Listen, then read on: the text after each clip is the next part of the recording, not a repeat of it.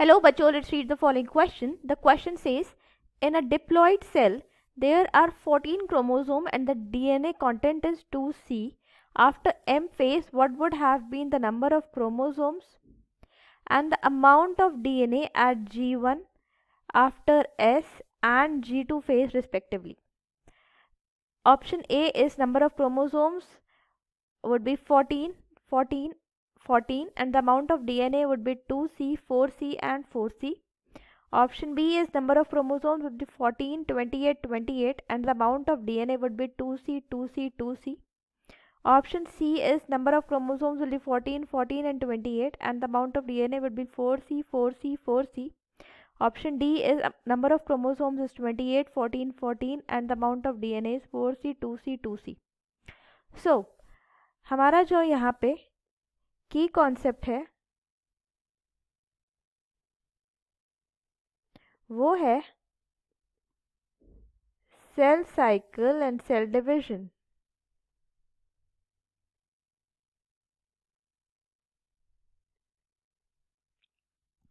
सो देखते हैं होता क्या है यहाँ पे कि हमारा यहाँ पे चल रहा है सेल साइकिल के फेजेस, और जो प्रिपरेटरी फेज होता है सेल साइकिल का वो होता है हमारा इंटरफेज.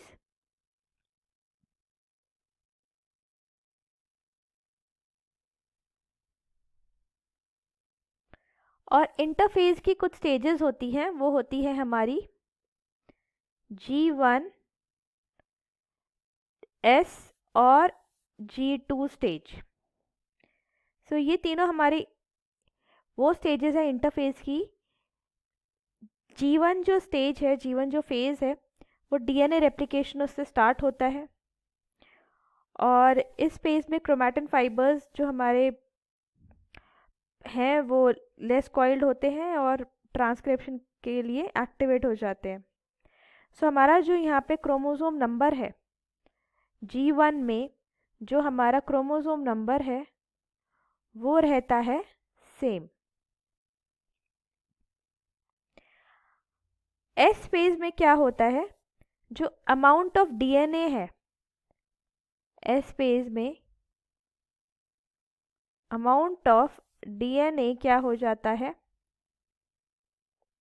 वो हो जाता है डबल. क्योंकि यहाँ पे हमारा डीएनए का रेप्लिकेशन होगा, replication of DNA will take place. तो यहाँ पे हमारा डीएनए का अमाउंट हो जाता है डबल. यहाँ पे भी हमारा जो एस फेज है उसमें हमारा डीएनए का अमाउंट तो डबल हो रहा है, पर यहाँ पे क्रोमोसोम की डबलिंग नहीं होगी. तो हमारा जो क्रोमोसोम नंबर है, नंबर ऑफ क्रोमोसोम, वो रहेगा सेम. दैट इज़ अगर हमारे 14 क्रोमोसोम्स थे तो वो भी 14 रहेंगे. G1 में भी हमारे 14 क्रोमोसोम्स हैं और हमारा जो अमाउंट है डीएनए का वो हमारा होगा जितना पहले था, जैसे कि वो हो जाएगा 2C. एस फेज में आते आते हमारा अमाउंट ऑफ डीएनए डबल हो जाता है, दैट इज़ 4C, और हमारा जो नंबर ऑफ क्रोमोसोम्स है वो हो जाएगा 14. नेक्स्ट हम आते हैं G2 फेज में. तो जैसे कि आपने देखा कि एस फेज में हमारा डीएनए का रेप्लिकेशन हुआ है, तो G2 फेज में भी हमारा जो है जो डीएनए का अमाउंट है जब रेप्लिकेट हो चुका है तो वो डीएनए का अमाउंट तो सेम रहेगा. तो अमाउंट ऑफ डीएनए वो हो जाएगा हमारा सेम, दैट इज 4C. और हमारा जो क्रोमोसोम है, नंबर ऑफ क्रोमोसोम,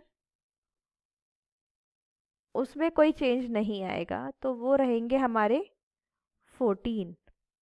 सो हमारे G1 फेज में हमारे जो नंबर ऑफ क्रोमोसोम्स थे वो थे 14 और हमारा जो अमाउंट ऑफ डीएनए था वो था 2C.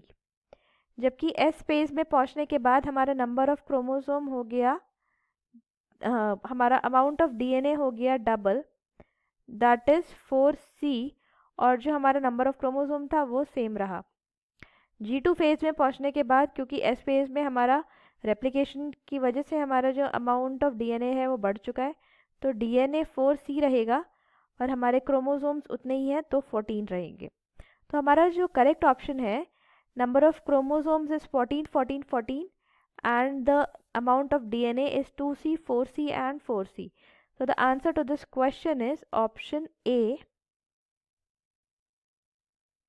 that is number of chromosomes 14 14 14 and amount of DNA is 2C 4C and 4C.